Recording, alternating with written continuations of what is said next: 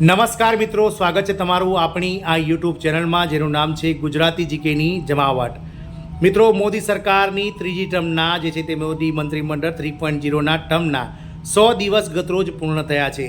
આ 100 દિવસ પૂર્ણ થવાની ઉપલબ્ધિમાં ગતરોજ માનનીય વડાપ્રધાન શ્રી નરેન્દ્રભાઈ મોદીની અધ્યક્ષતામાં કેન્દ્રીય કેબિનેટની બેઠકમાં એક મહત્વપૂર્ણ નિર્ણય લેવામાં આવ્યો છે, જેમાં દેશના રાજ્ય અને કેન્દ્ર સરકાર અને રાજ્ય સરકારના કરોડો પેન્શનર્સો માટે વર્ષો જૂની અને વર્ષોથી અટવાયેલી 7 મુખ્ય જે માંગો છે તે માંગો પર સરકાર દ્વારા હવે મંજૂરીની મહોર મારી દેવામાં આવી છે. તો વિડીયોમાં વાત કરીએ વિગતવાર કે સરકાર દ્વારા તમામ પેન્શનર્સો અને સાથે જ વરિષ્ઠ નાગરિકો માટે જે 7 મહત્વની વર્ષોથી વણઉકેલી માંગો છે તેની પર જે મંજૂરીની મહોર માગવામાં આવી છે તે 7 માંગો શું છે અને સરકાર ક્યારથી આ માંગોનો અમલ કરશે તેના વિશે વિડીયોમાં વિગતવાર જાણીએ. તો વિડીયોના અંત સુધી આપ બન્યા રહો.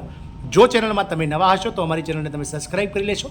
બાજુમાં રહેલું બેલ આઇકન દબાવીને ઓલ નોટિફિકેશન ઓન કરો, જેથી કરીને ચેનલ પર મૂકવામાં આવતા વિવિધ ભરતીઓના નોટિફિકેશન, વિવિધ ભરતીઓના પરિણામ, જીકેને લગતા વિડીયો અને સરકારી કર્મચારી પેન્શનર્સ યોજનાઓને લગતા પરિપત્રો તમને સરળતાથી ચેનલના માધ્યમથી ઉપલબ્ધ થઈ જાય. તો સરકાર દ્વારા તમામ પેન્શનર્સો અને વરિષ્ઠ નાગરિકોને સરકારે 7 મહત્વના ખુશખબર જાહેર કર્યા છે. વર્ષો જૂની ઉકેલાઈ અને વણઉકેલાઈ, વર્ષો જૂની અને વણઉકેલાઈ 7 જેટલી મુખ્ય માંગો પર ગત રોજ મોદી મંત્રીમંડળના 100 દિવસ પૂર્ણ થતાની સાથે ત્રીજી ટર્મના તેના પર મંજૂરીની મહોર મારી દેવામાં આવી હતી. તો તમામ પેન્શનરો અને વરિષ્ઠ નાગરિકોને સરકારે આપ્યા છે 7 મોટી ખુશખબર.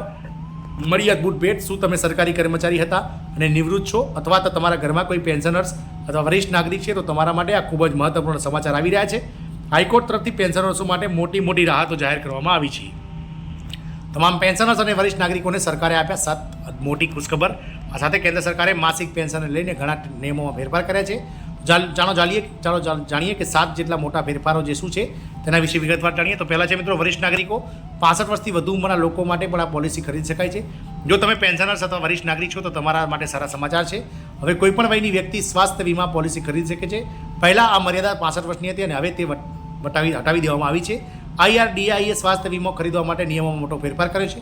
હવે 65 વર્ષથી વધુ ઉંમરના લોકો પણ સ્વાસ્થ્ય વીમા પોલિસી એટલે કે મિત્રો મેડિકલ ઇન્સ્યોરન્સ લઈ શકે છે. આ તદુપરાંત મોદી મંત્રીમંડળ 3.0ની રચના થતાની સાથે સરકાર દ્વારા 70 વર્ષથી વધુની ઉંમર ધરાવતા દેશના વૃદ્ધો અને વરિષ્ઠ નાગરિકો માટે આયુષ્યમાન ભારત યોજના અંતર્ગત વાર્ષિક 5 લાખ રૂપિયાની સેવાનો લાભ હવે આપી દેવામાં આવે છે. પહેલાં મિત્રો 70 વર્ષથી વધુની ઉંમરના જે વૃદ્ધો અથવા વરિષ્ઠ નાગરિકો છે તેમને આયુષ્યમાન ભારત યોજનાનો લાભ સમાવેશ કરવામાં નહોતો આવ્યો.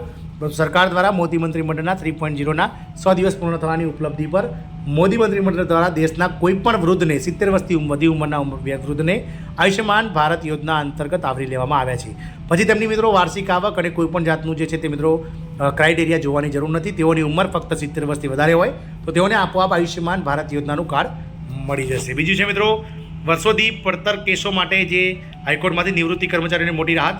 તો વર્ષોથી પડતર કેસ માટે પેન્શનરોને હવે કોર્ટમાં ધક્કા ખાવા નહીં પડે. પંજાબ અને હરિયાણા હાઈકોર્ટે આદેશ આપ્યો છે કે હવે નિવૃત્તિ અને પેન્શન સંબંધિત કેસોની સુનાવણી દરરોજ થશે અને આના માટે રોજ સેટલ થશે.